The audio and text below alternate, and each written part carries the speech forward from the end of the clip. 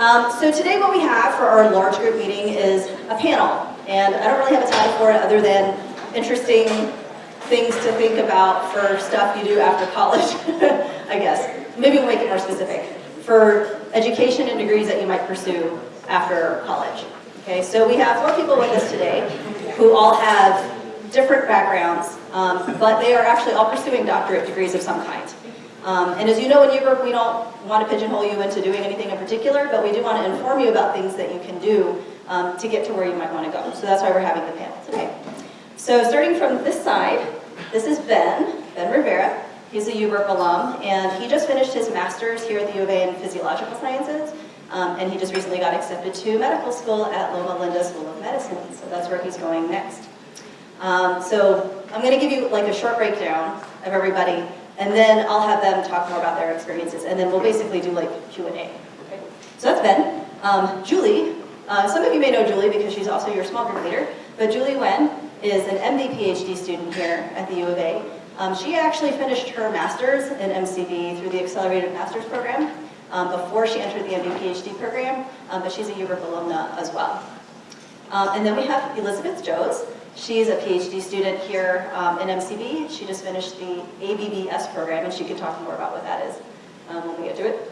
But she actually finished 2 masters before doing her PhD, and she's worked out in the private sector as well. And her masters are in microbiology and nanochemistry. And last but definitely not least, we have Brian Blais. He is a PhD student here in natural resources. He's also a Carson scholar. And he did his master's in integrative genomics, I believe. Yes. So lots of different subjects, lots of different things.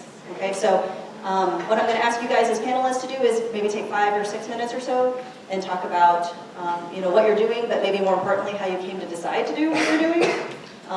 So that way we can learn a little bit more about what it is like to be a grad, doctorate, master's, fill-in-the-blank student, and how you came to make that decision. And then we'll open up for Q&A. All right. So Ben, you first. Sounds good. Hello, I'm Ben. And like Jen said, I just finished a master's in physiology, but the way I got there was a little strange. And so my original plan was to do an accelerated master's in environmental science because I was in UBRP too, and that's what my research lab was in. And I had already spent a lot of time in the lab, so I wanted to stick with that. But as I got to the end of undergrad, it became clear that my work was nowhere near where it needed to be for an accelerated master's. I was also kind of feeling burnt out with all the classes I was taking and with all the extracurriculars I was doing to try to be competitive for medical school. And so my PI suggested, why don't you take the time and do a full 2-year master's? And the way she framed it for me was like, if you have a typical 30-year career in medicine, what's an extra 2 or 3 years before you start? And she was absolutely right. I applied for graduate school, and it was one of the best decisions I made. And so I decided to do physiology for a couple reasons. The first reason was that my bachelor's was in physiology, so it was just a much better fit. I understood the science, physiology just clicked for me. And then the second reason was that if you are selected for a TA position in the physiological sciences master's degree, you're going to be TA in the undergraduate anatomy classes. That pays for the degree, and you get a small stipend to live off of, which is very nice. Nobody wants to accrue more debt, right? And so that's how I got into physiology. As for what it was like, grad school was an adjustment. The first year, I only had to take 1 class each semester, but they were both 5 or 6 credits. And so I was in class every day, and then every 3 or 4 weeks I had a 3-hour written exam, right? No more multiple choice. And then besides that, I was learning how to teach the 2 lab sections of anatomy and physiology, but the department helps you out. They have a weekly teaching workshop to give you skills and tips, and then you have a weekly TA meeting where they go over exactly what you need to teach to the students. And then besides that, I was doing lab rotation and trying to learn everything I could, try to generate as much data as I could. So it got a little hectic sometimes. You really have to learn how to be disciplined and schedule your time so that you're efficient with your work. But second year was a lot easier. You're done with class, all you have to do is work in lab and teach. And so when I was in lab, I was just trying to generate as much data as I could. You also have to do a seminar in front of the department, so present everything you've done on your research so far.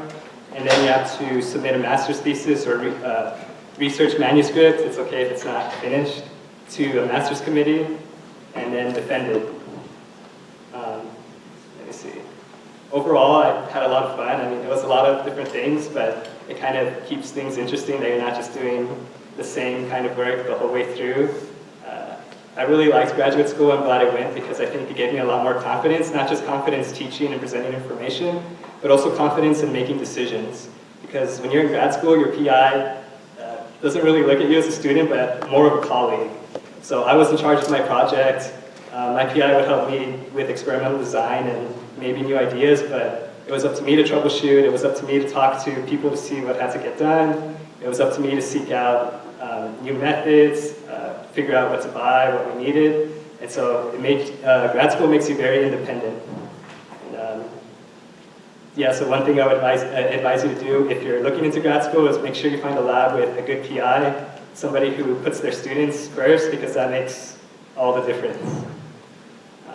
And let me see, now I'm trying to finish my master's thesis work. It's very close to publication. So I'm going to finish the last pieces of data that I need this summer, submit it for publication, and then start medical school in August.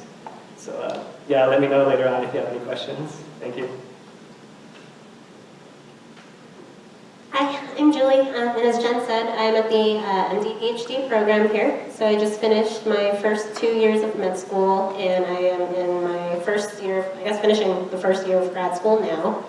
Honestly, when I started undergrad, I didn't even know research was a career option. I'm a first-generation college student, so I had no idea that all the stuff that we were learning about in high school in their science textbooks was like acquired through research like this. But I was fortunate enough to meet a really amazing mentor my freshman year of undergrad, Johnny Ferris in MCB. And so I started working in his lab. And that was what really opened the doors to so many things.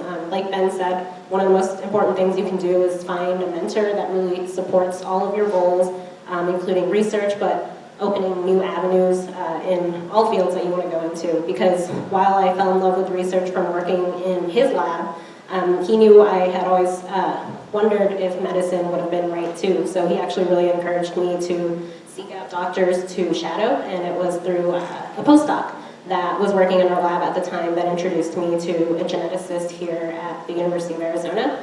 And so I shadowed her and worked with her a lot.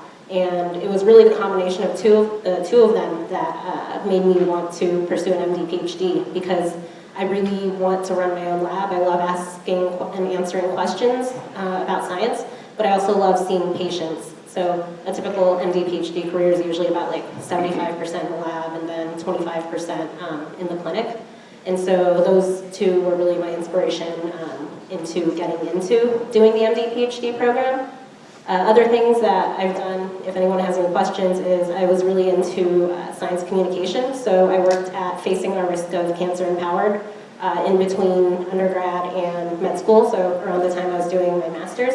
And so that was a hereditary breast cancer nonprofit where I was a staff writer, and I also was the science editor for the Daily Wildcat here.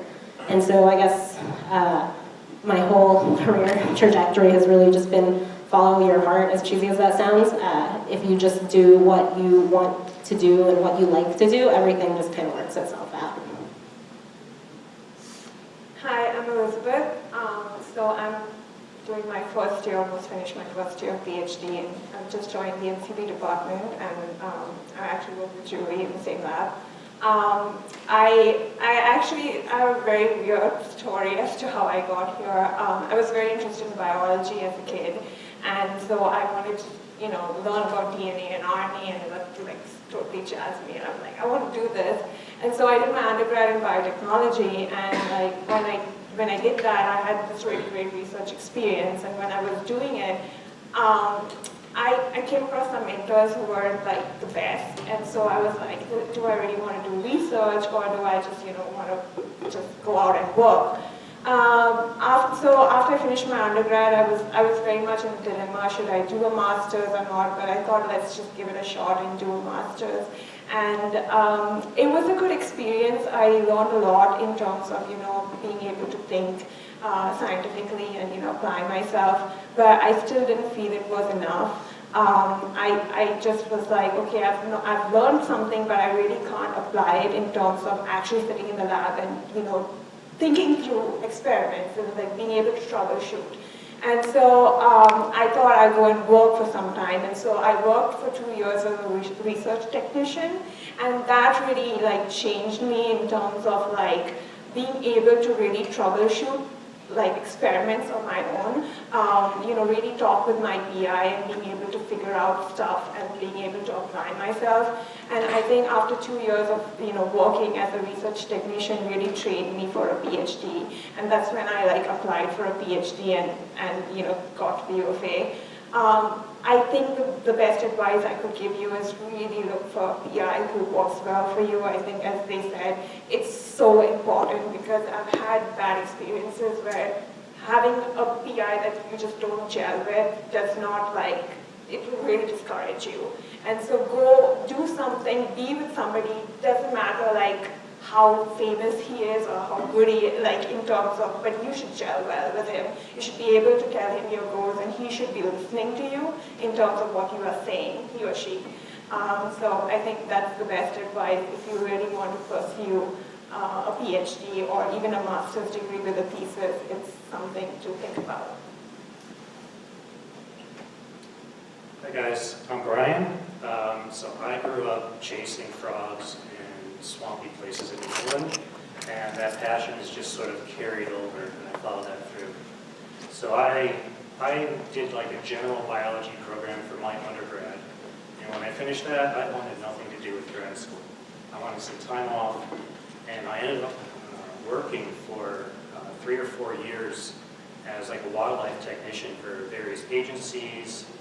Was doing different wildlife management and conservation jobs, just getting a ton of experience that way. And then I think it was in my third year or third different position doing that, I was a technician for a PhD student. And I started to observe what that person was doing and how they were doing things. And I started to get the itch. I got curious about grad school. And I started looking it up. And as my colleagues here have said, it does take a lot to try to find the right PI, the right advisor. My advice is to think about what interests you, what kinds of things you like, what research questions you like, and then just go on Google.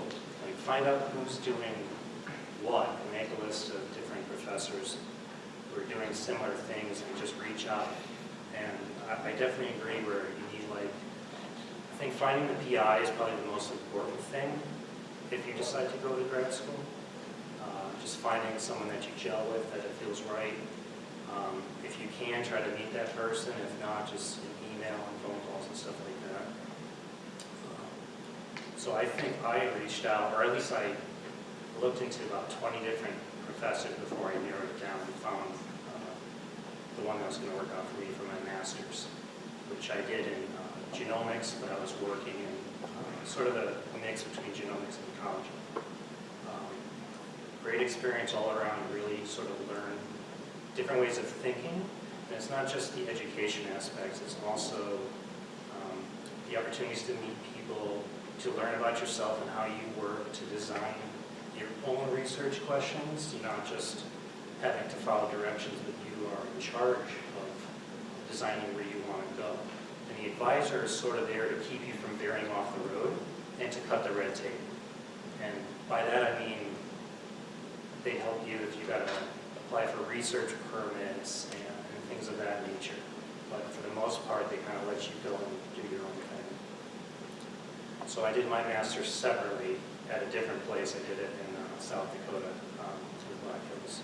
And then I came here, and my current research, I've taken a little bit of a different step away from genetics and genomics. I'm more into wildlife management and conservation. So my research kind of bridges the gap between field biology and zoo-based conservation. So I look at species reintroduction programs. I look at natural history, such as spatial ecology of species, especially how far they might wander from water, and I kind of tie those two things in. Specifically, I do a lot of my research with garter snakes. So they make really good models to kind of address the questions I'm looking into.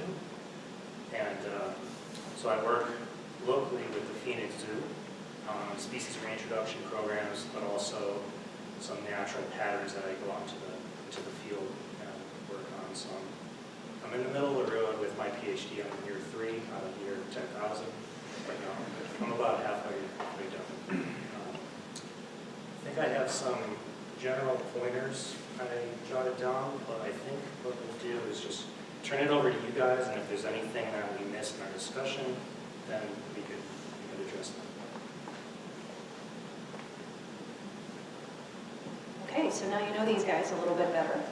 And we bring in people like this occasionally so that you guys can ask questions about anything these guys have been through.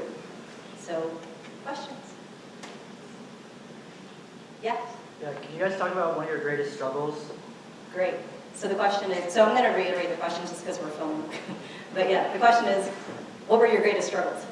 No, any order is fine. Take your pass. When you think you're doing everything right for an experiment, but it just refuses to work. For sure. But as far as overcoming that, just going back to the literature, trying to find people who are knowledgeable about that experiment. I've emailed people in other countries, and they've responded back to me. So yeah, try everything. Don't give up right away. Yeah, I guess on that note, we're talking experiments. I think of like 100 experiments that you do, you might get one that works out. So I think persistence is probably key. I remember there was like an experiment I really needed to get done for the paper we were publishing, and like it required picking, I think, 1,000 or 2,000 C. elegans worms, and that just takes a really long time. And you had to do it in the dark because the little celomocytes, you could only see them if they were fluorescing. So I would just be sitting in a dark room for like 6 hours a day, just picking these, and it just wouldn't work. And I think I did this for like 3 weeks, but I don't know, if you just care about something enough, you just grow that persistence and you just get through it. And I guess another struggle would be, it's probably a little more specific, but I think coming from my background, a lot of my family never really understood exactly what I was doing, especially since this one's kind of an interesting, very long, unique career. So I think just learning how to communicate, what you're doing and all of that with people that you're close to. I think for me it's been like dealing with the stress. It can really get to you, with school and being in a research lab, and there's a lot of expectation when you become a grad student. They expect you to know things and to be able to perform to some level, and I think just having to deal with that, and I think it's really good to have a good support system like friends and family who are there and understand like what you're going through and be able to support you through that. So just finding a way, like an outlet, like some kind of hobby, something to de-stress is very important. So I think that was one of my struggles to get over. I think it's kind of a ritual for all grad students to feel overwhelmed and have no idea what they're doing. But that's actually pretty normal, and when you sort of look back, it's not as bad. So you always got to sort of try to stay calm and stay focused, and these guys had great advice, and I would say the same thing. Find some me time for when you need to de-stress if you're feeling like that, but also that you're never alone. You're going to have colleagues, whether they're in your lab or across labs. You're going to have your advisor and research scientist, people that you can go to and talk to, sort of work itself out.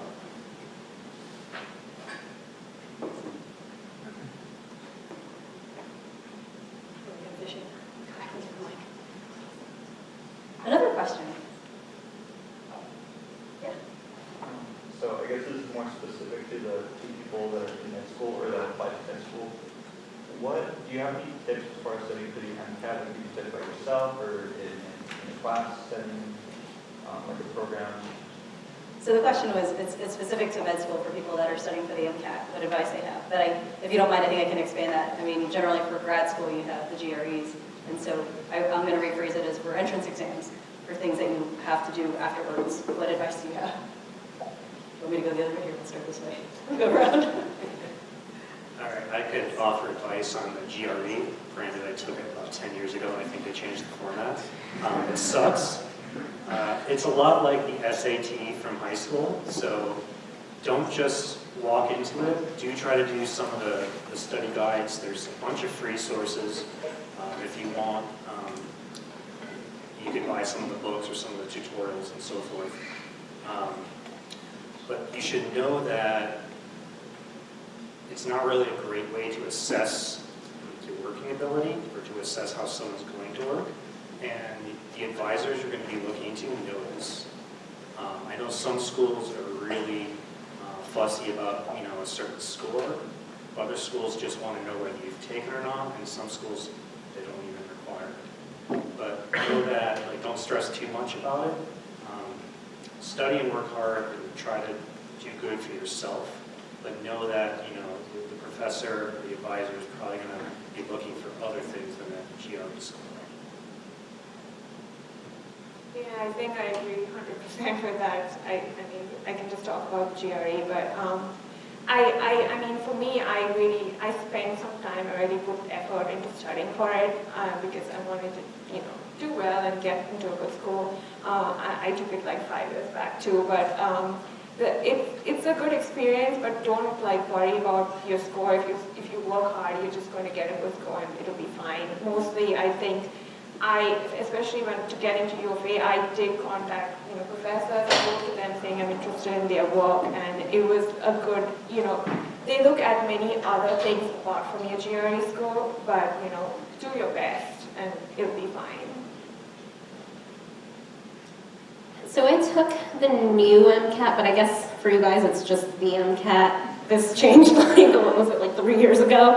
And so I think I took it the second or third month that it had changed, and so there weren't a lot of prep books available for it, but I think AMCAS had offered their their question banks, and especially after taking boards last year, I will say the best way to study for anything is, well, one, before this, just do well in your classes right now, because if you learn the foundation now, you will do much better on the test. Because instead of having to relearn physics, you can just do practice questions, because that's really the key. I think with all tests that you're going to take from the MCAT to all of the STEP licensing exams, it's really all questions.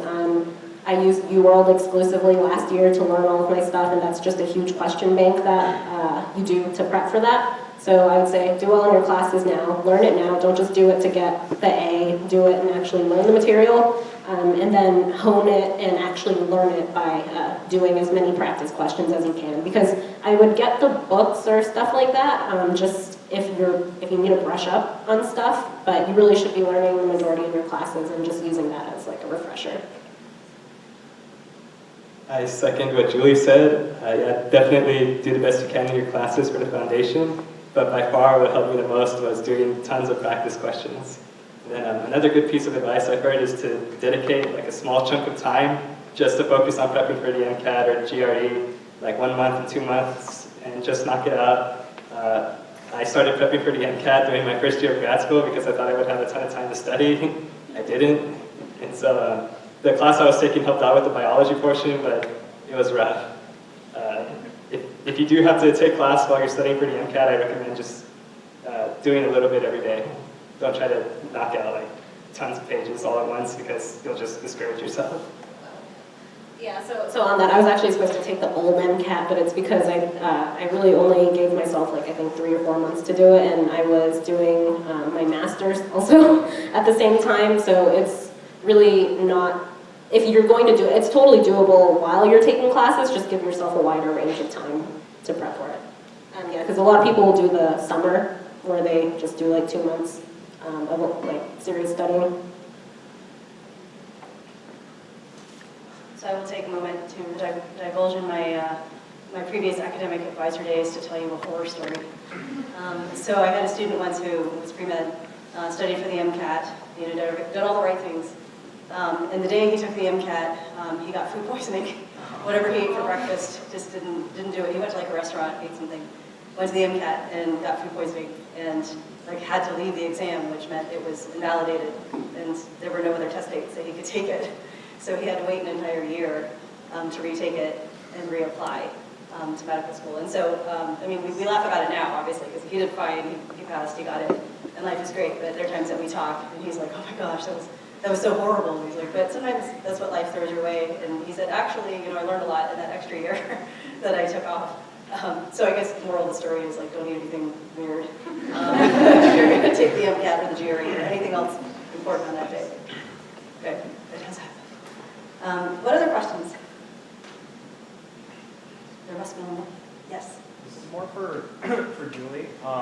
What do you think are the fundamentals to communicating science successfully? Because you said you had experience working in science communication. So that's an interesting question. So what's like the fundamentals of communicating science well? And am I phrasing it correctly? Okay. And I mean, all of you can contribute, but the question is primarily for Julie, so I'll start with you. So I feel like it takes me a while to pick up on stuff sometimes. Like I think I'm kind of a slow learner, but I think that actually really helps with communicating science, because in terms of just communicating things that like something as technically heavy as science, where most people, if you don't stay in science, the last science class you take is pretty much in high school. So I think just really boiling it down to the basics that people can understand, which really is not a lot of science. So I think you just have to get really good at figuring out how, like, analogies are really good. Just doing stuff like that, getting it down to a level that everyone can really understand, because we do a lot of technical stuff and it's really cool to us, and we can talk about like lysosomes or westerns and stuff like that all day, but at the end of the day most people do not find that enjoyable, so you have to do it in a way that they will enjoy.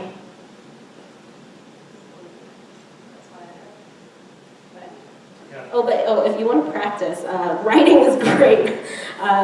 You'll have to write a press release here, which is a really good thing to do, but I seriously recommend maybe trying to write for the Wildcat and stuff like that, just because writing is a really nice way to be able to think clearly, to see how you want to explain things.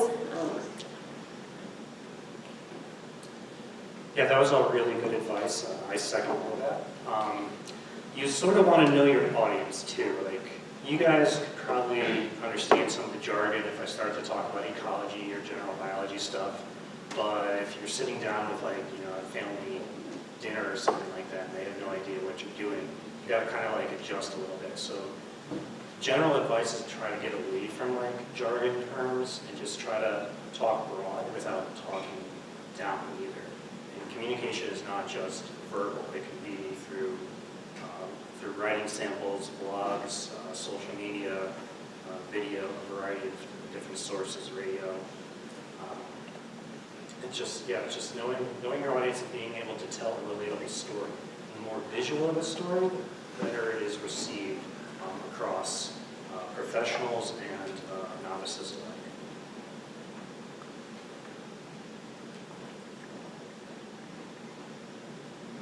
And some of you have done this already, but it's an opportunity that we have through UBRP. UBRP has a collaboration with KXCI Community Radio, so we actually have a radio show every Thursday. Every week we have one undergraduate, usually from UBRP, but sometimes from other places, that talks about their work, and you sort of have this challenge to do it in layman's terms and without jargon, and to do it clearly and not from a script. And it sounds very intimidating, but it's actually quite fun, because it's just like talking to someone you just met about what you do. And so if that's something that's interesting to you, you can email me and we can try to schedule you on the calendar if you want to try it. It's a lot of fun. It is. And it's edited, it's not live. So if you say something totally wrong, they'll just wipe it out and then it's perfect. Yes? So I have a question about your guys' decision to go into medical school right after completing a master's program. Did that benefit you getting into medical school in any way? That's an interesting question. So the question is, for the two folks that are in their medical program or starting to attend, did the masters help them in any way? And from an admission standpoint, that's hard to say for us, but for you guys, you may have comments about how you think it might have helped. Yeah, I think with some of the classes that they have you take in graduate school, certain they're all a little bit different, but some medical schools really want you to take genetics, and others really want you to take some kind of psychology, so when they see those more advanced sciences on your transcript, it's a bonus. The medical school I'm attending wouldn't clear my financial aid until I had showed them that I had finished my master's degree, so I definitely think they were looking for it. Trying to think about what else I could add. During the interviews, just doing the teaching, doing the public speaking, really helped me to be better at articulating my thoughts. So I think it helped me interview better as well. I hope practicing talking with my PI and other professors and things like that.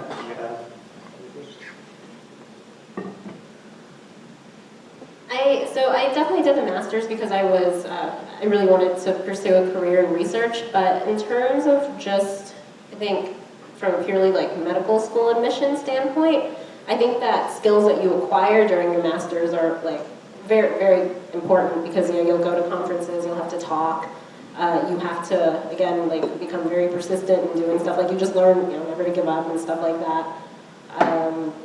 And yeah, so I think the skills that you get from doing the master's is very important, but whether like that makes a huge deal in admissions, I think you should just do it if you want to do it because you'll shine in your interviews if it's something that you were passionate about and helped you grow as a person. Because I know for U of A, the average age of my class was probably about 24, 25, so a lot of kids took time off to, some did a master's, some scribed, some worked at the NIH post-bac program. Actually, one of the people that I was close to was a professional horseback rider for like 5 years before she started med school. So it's just really like whatever you do after and before med school, you really just want to make sure it's something that you're really passionate about because people will be able to see if you just did it purely just to do it versus, oh, I really want to get a master's in nanochemistry, what was it? Because it was something that you were interested in.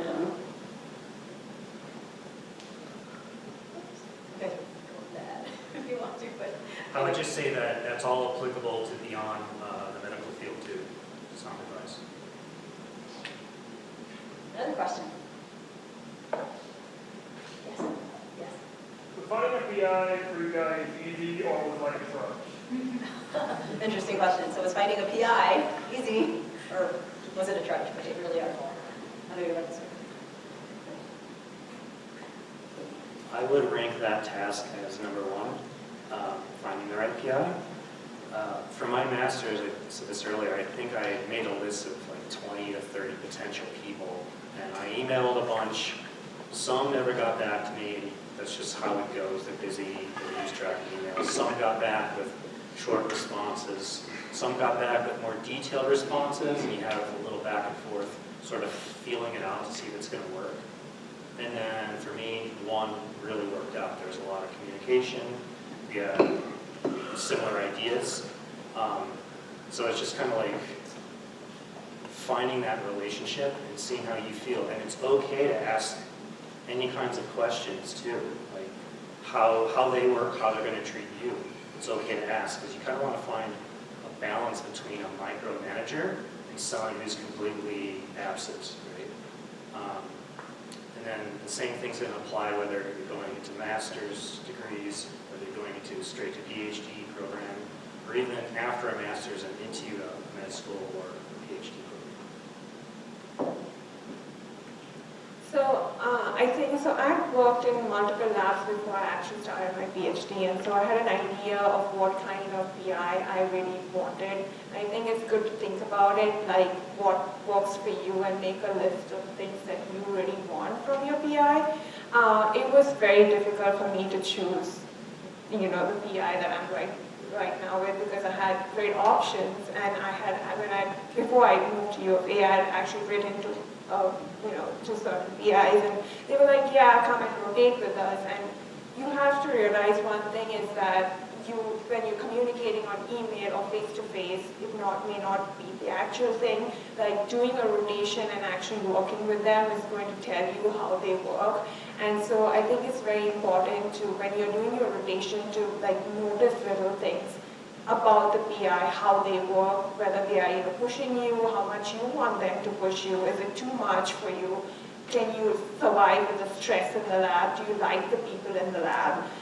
It's very important to take all these things into consideration and then make your decision. And finally, I I would say go with something that makes you happy, because I think you really need to be happy in the place that you are in. You cannot be in a lab fully stressed and like totally disgusted with the people around you and do a PhD, because it's 5 years of your life and it takes a lot. So think about that, like whether your PI is listening to you. You know, I actually went to each of the PIs I rotated with and like told them like, this is what I expect. Can you give it this to me? And we had a really open conversation, and they were very open to listening to my thoughts. And so be very clear with what you want before you actually join the lab, so that they know what you want, and you know you're getting what the lab you get in is the right one for you. Yeah, I definitely agree with everything that's said so far. I think some other tips would be definitely ask around. So ask students in the lab, but ask other people how they feel about that, because you actually do get a pretty good feel from talking to other people. Usually they're pretty honest, and that can help you make a decision, because I know for my PI, I was actually planning on working with someone else before I had started here, but then she moved. And so I didn't know what to do, and so I just asked around a lot of people, and the PI that I'm currently with, Andrew Pig, like everyone loved him. He actually did his PhD here, and I've never heard so many people like rave about Carson before, and then I did a rotation with him, and you know, it worked out really well. I liked everyone in the lab. So yeah, I would suggest talking to people too, in addition to feeling it out, because it is definitely important how well you work with the PI, but also the environment. So if you like the other people in the lab, if things, if it works well for you. And I think the other advice I'd have in terms of picking a PI, or at least would just emphasize, is I do know people who really don't want to ever see their PIs. Like, they are very independent. They just, want to see them once a month to show them, like, okay, here's my data. And then, personally for me, I do like more of a constant communication. So that is something that I would make sure to figure out when you're rotating, especially if you're choosing a PhD lab, because it's important for your master's. But when you're doing a PhD, it's really a new type of stress. I don't know how to describe it, because you've gone from just being someone who acquires knowledge to like generating your own. So it's an interesting new thing that most of us have never done. So you do want to make sure that you have someone that you can work well with. Yeah, I agree completely with everything you all said. I found my current PI through a good friend of mine who was working in this lab. He spoke very highly of him and said, hey, I'm leaving, do you want to take over? Started rotating, and I loved it, so I just stayed there the whole time through my master's. If you're in a situation where you're visiting another graduate school, right, and you don't have a chance to do a rotation, talk to the people in the lab, and don't ask them, oh, is the PI terrible, but ask them questions like, what are their strengths and what are their weaknesses, like probing questions. Another question. So it was said that in grad school, it's a lot more independent, like you're kind of figuring out what you want to do and when you want to do it. How do you guys each find work-life balance in a situation where you sort of set your own pace? Good question. So how do you find work-life balance in a situation where you're setting your own pace? So graduate student. Ready? Okay, thanks.